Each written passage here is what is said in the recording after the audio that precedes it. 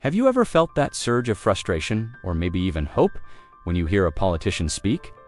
That feeling, that mix of anger, excitement, or disillusionment, is the very pulse of politics. It's not just a dusty subject in a textbook.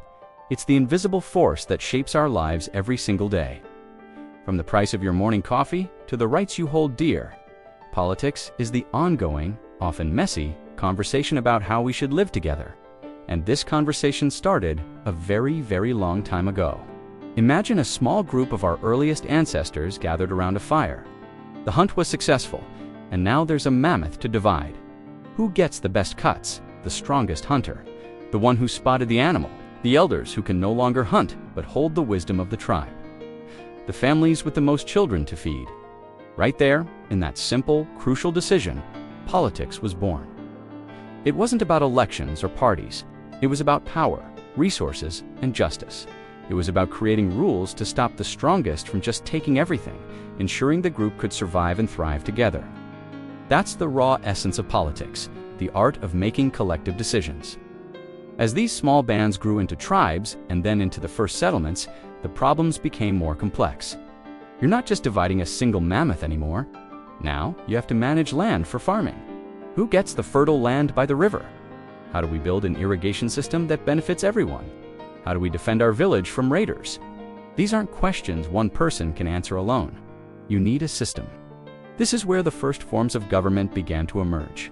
Perhaps a council of elders was chosen, respected for their experience. Or maybe a charismatic warrior rose to become a chief, promising protection in exchange for loyalty and a share of the harvest. This brings us to ancient Mesopotamia, the cradle of civilization. Picture the bustling city of Uruk, with its towering ziggurats and thousands of people living side by side. To manage a city this size, you need more than just a chief.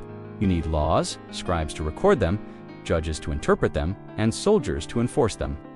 This is where we see the birth of the state. The famous Code of Hammurabi wasn't just a list of harsh punishments. It was a revolutionary attempt to create a society where justice wasn't arbitrary, where a deal is a deal, and where even the king was subject to the rules he proclaimed. It was a monumental step in making power accountable, at least in theory. But let's travel west to ancient Greece, specifically Athens. Here, something truly radical happened. Instead of a king or a small council making all the decisions, the Athenians proposed a wild idea. What if the citizens themselves decided? This was the dawn of democracy. Now, it wasn't perfect. Only adult male citizens could participate, excluding women, slaves, and foreigners. But for its time, it was breathtaking. Imagine walking into the Pnyx, a hill in Athens, and joining thousands of your fellow citizens to debate and vote on everything from going to war to building a new temple. Philosophers like Plato and Aristotle grappled with fundamental questions. What is the best form of government? What is justice? Their ideas laid the intellectual foundation for Western political thought that we still debate today. Just as Athenian democracy was shining, another power was rising. Rome. The Romans were practical geniuses. They took the Greek love of debate and combined it with a genius for organization and law. The Roman Republic was a marvel of engineering, not just in its aqueducts, but in its political structure. They created a system of checks and balances with consuls, a senate, and assemblies, all designed to prevent any one person or group from becoming too powerful. Of course, we all know how that story ended. Internal conflicts and ambitious generals like Julius Caesar led to the collapse of the Republic and the rise of the Roman Empire, ruled by a single, all-powerful emperor. This showed a recurring lesson in history. The tension between freedom and order is constant, and republics are fragile. After Rome fell, Europe entered the Middle Ages. Power became fragmented. Instead of a single emperor, you had thousands of local lords, knights, and kings, all bound by a complex web of loyalty and obligation known as feudalism. The king granted land to a lord, who in turn swore to provide soldiers for the king's army. The peasants, or serfs, worked the land in exchange for protection. Above it all was the immense power of the church, which often held more sway over people's lives than any king. For centuries, your destiny was largely decided by birth. If you were born a peasant, you died a peasant. Politics was a game played by nobles and clergy, far removed from the lives of ordinary people. But then the world started to change again. The Renaissance sparked a renewed interest in the classical ideas of Greece and Rome. The printing press allowed these ideas, along with new ones, to spread like wildfire. Thinkers during the Enlightenment, like John Locke, came along and challenged the whole system. He argued that people have natural rights, life, liberty, and property, and that governments exist only by the consent of the governed to protect those rights. If a government fails to do so, the people have the right to change it. Another thinker, Montesquieu, championed the idea of separating government powers into legislative, executive, and judicial branches to prevent tyranny. These weren't just abstract theories, they were political dynamite. They fueled the American and French revolutions. Suddenly, the radical idea that we, the people, are the ultimate source of political authority was being put into practice. The sight of colonists standing up to the mighty British Empire, or French citizens storming the Bastille, sent shockwaves across the world. They were fighting for the very principles of democracy, liberty, and individual rights that had been debated for centuries. The modern world of nation-states, constitutions, and human rights was being forged in the fires of revolution. The 19th and 20th centuries saw an explosion of new political ideas, or ideologies, as the Industrial Revolution created immense wealth for some and terrible conditions for others. Karl Marx offered a powerful critique.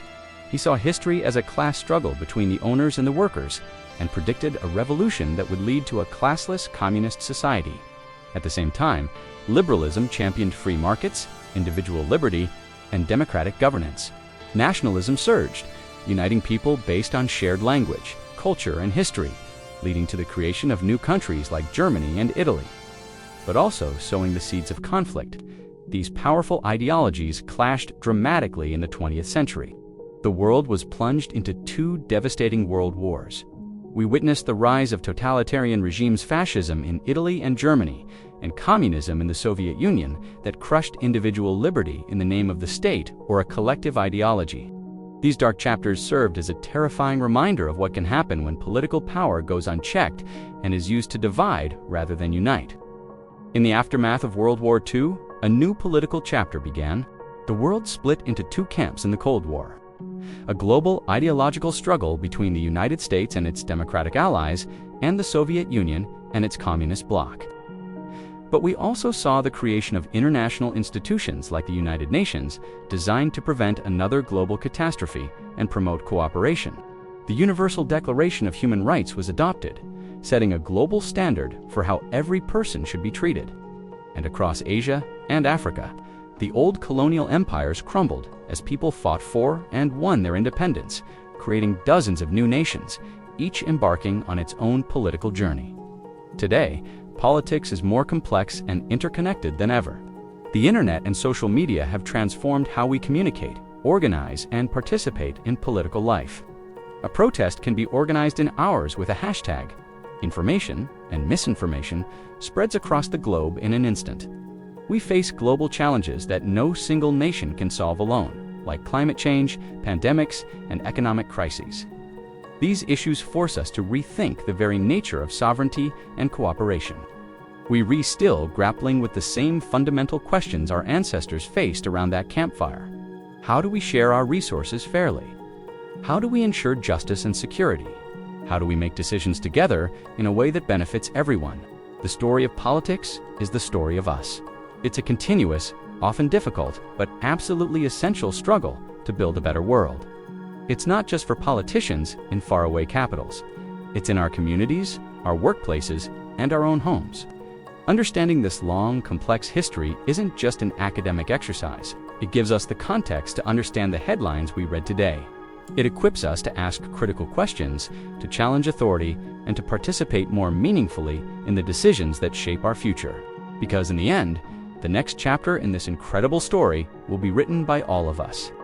If you found this journey through political history as fascinating as I did, please give this video a like. It really helps the channel grow. And for more deep dives into the stories that shape our world, make sure you subscribe and hit that notification bell. Thank you so much for watching.